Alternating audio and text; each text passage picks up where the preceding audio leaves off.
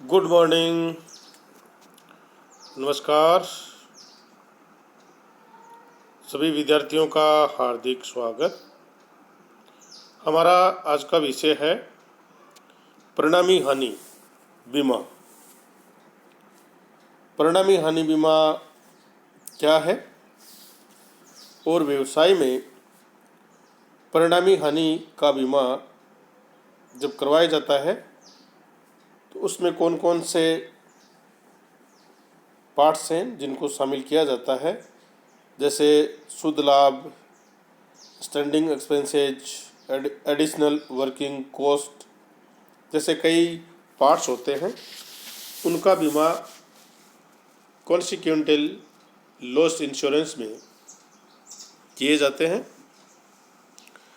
हमारे वाणिज्य संकाय के जो विद्यार्थी हैं उनके लिए ये टॉपिक बहुत ही महत्वपूर्ण टॉपिक चल रहा है, तो सभी इसके साथ बने रहें और जो बातें आपको अच्छी लगती हैं उनको नोट जरूर करें। तो देखिए, शुरू करते हैं। परिणामी हानि का बीमा। आग लगने के कारण व्यवसाय में दो प्रकार की हानियां होती हैं। प्रथम प्रत्यक्ष हानि, डायरेक्ट लॉस, जिसके अंतर्गत अग्नि के कारण नष्ट हुआ स्टॉक, स्थायी संपत्ति आदि इसमें शामिल होते हैं। सेकंड, द्वितीय जो है वो अप्रत्यक्ष हानि होती है, जिसके अंतर्गत अग्नि के परिणाम स्वरूप लाभ का नुकसान व व्यवसाय के इस समय बंद रहने के कारण स्थायी व्यय का नुकसान इसमें शामिल होता है। अप्रत्यक्ष जो लॉस होते हैं उसमें देखिए दो प्रकार के लॉस मुख्य रूप से होते हैं। एक तो क्या होता है कि व्यवसाय है वो बंद होता है, आग लगने के कारण व्यवसाय है वो बंद हो रहता है, तो उसे लाभ का नुकसान होता है। और बंद रहने के कारण हमारे जो स्थायी खर्चे हैं, स्टैंडिंग एक्सपेंसेज, उनका लॉस इसमें शामिल होता है। अब देखिए, अप्रत्यक्ष हानि आग लगने के परिणाम स्वरूप होती है, वस्तुतः इसे परिणामी हानि कहते हैं। तो अप्रत्यक्ष हानि आग लगने के परिणाम स्वरूप होती है, अतः इसे परिणामी हानि कहते हैं।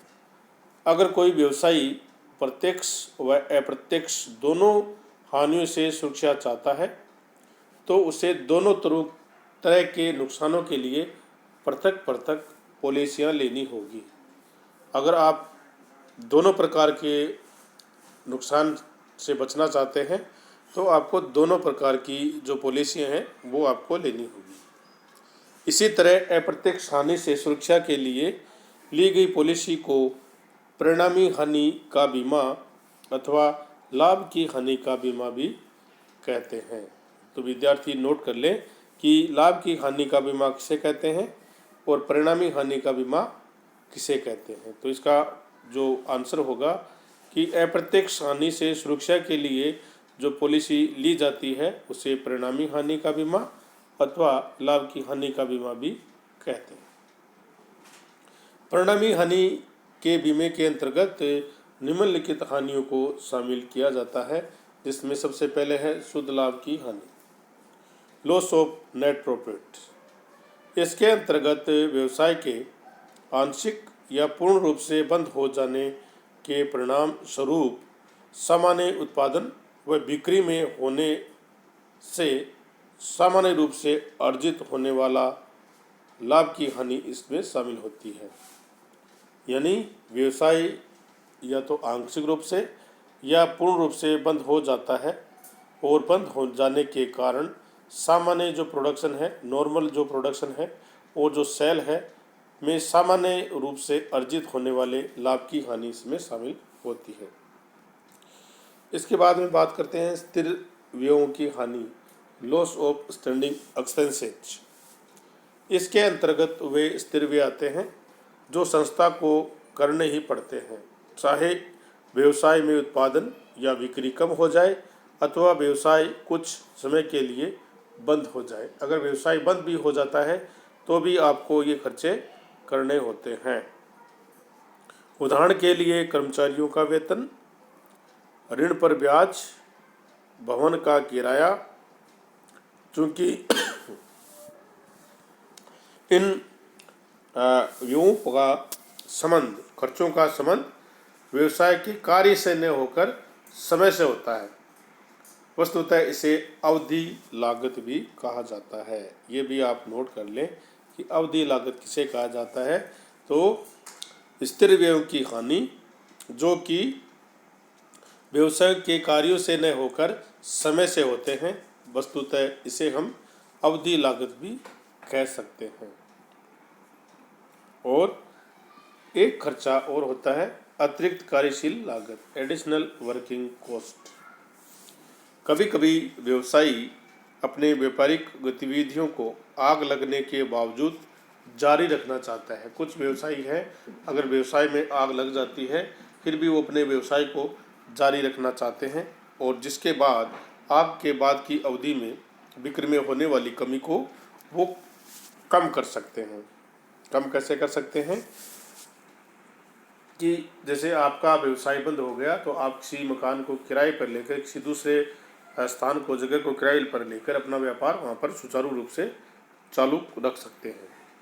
परंतु इसके लिए उसे अतिरिक्त व्यय करने होते हैं, एडिशनल खर्चे आपके होते हैं, किराया होता है। जैसे कुछ समय के लिए संयंत्र, अन्यत्र भवन है, जो कोई भवन है उसको आपने किराए पर ले लिया और किराए पर लेकर वहाँ पर अपना काम चालू कर दिया, और एक्स्ट्रा विज्ञापन खर्चे आप उसमें करते हैं, विज्ञापन का खर्चा भी इसमें शामिल होता है।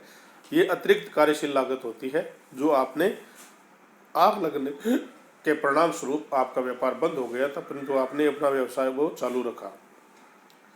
व्यवसाय के इस अतिरिक्त लागत को भी आग लगने के कारण भुगतान करना पड़ता है, चाहे वह, तो इसका भी बीमा आप करवा सकते हैं।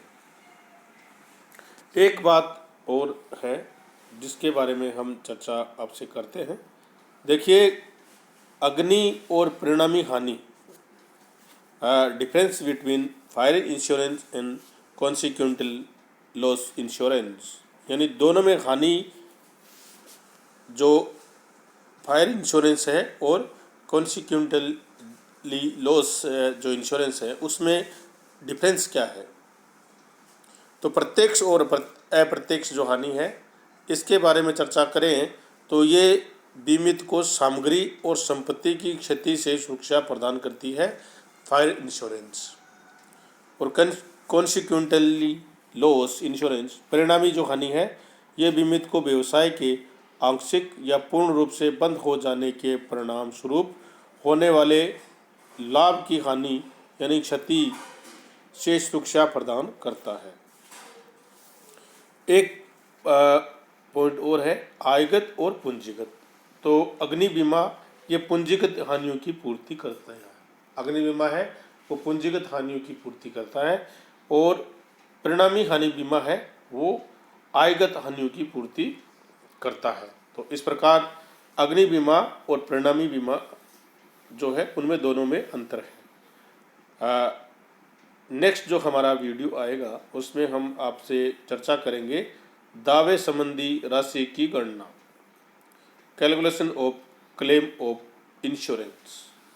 बहुत ही महत्वपूर्ण टॉपिक आप सभी विद्यार्थियों के लिए, तो आप बने रहे ऐसी मैं आपसे आशा करता हूँ। आप सभी का बहुत बहुत धन्यवाद कि आप मेरे साथ बने रहे।